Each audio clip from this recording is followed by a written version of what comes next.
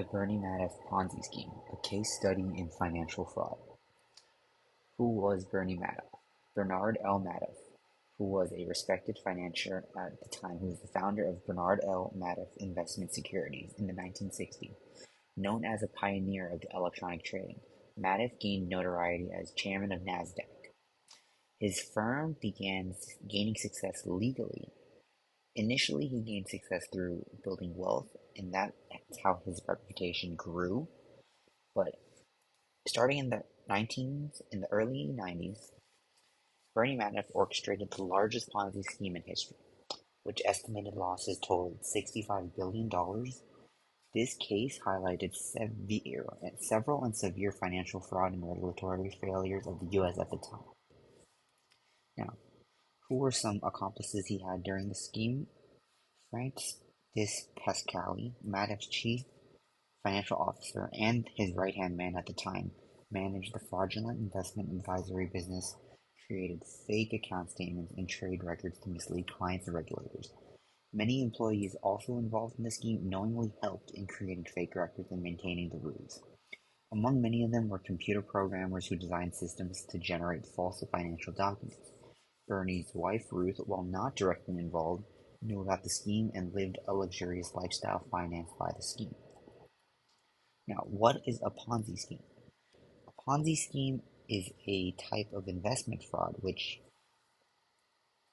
the initial criminal promises investors high returns with little risk.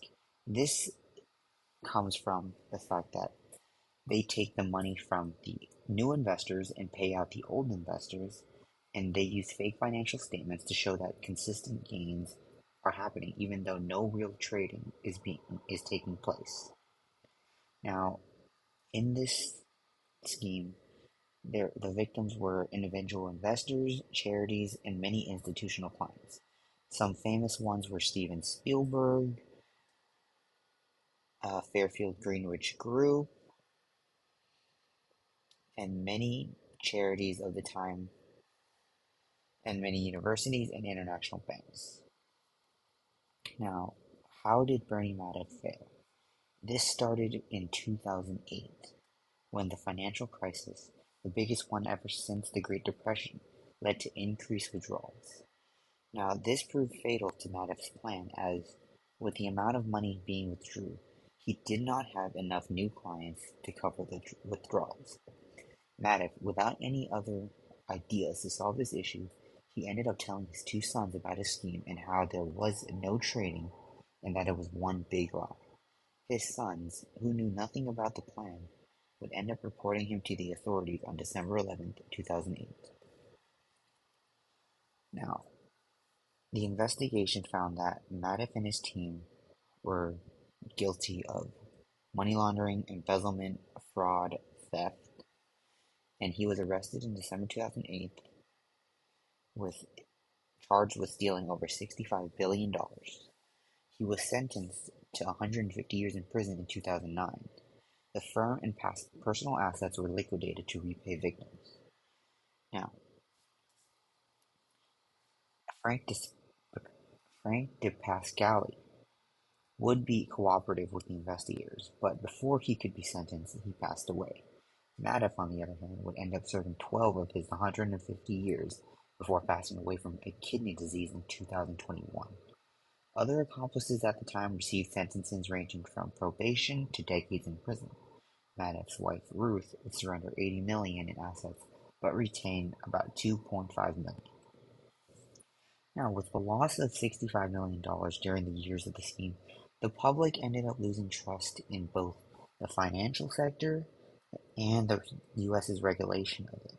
This also comes right after the 2008 financial crisis, so many Americans were already on their heels with the changing of hands of money. Now, recovery efforts starts with Irving Picard. Irving Picard was a recovery trustee who was appointed by the courts to recover the funds from the Ponzi schemes, leading to a recovery of over $14 billion through asset liquidation and legal settlements. Now, the legacy and reform that happened because of this was a huge one. as we look closer, the start was that of Dodd-Frank Act and the Dodd-Frank Act. This was this was signed in 2008 by President Obama, whose job was to increase the SEC for scrutiny and increase the amount of regulations we help combat the financial crisis by regulating financial markets and increase oversight of investment advisors like Madoff.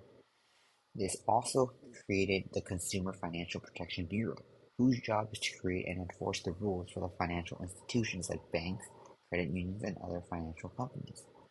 Now,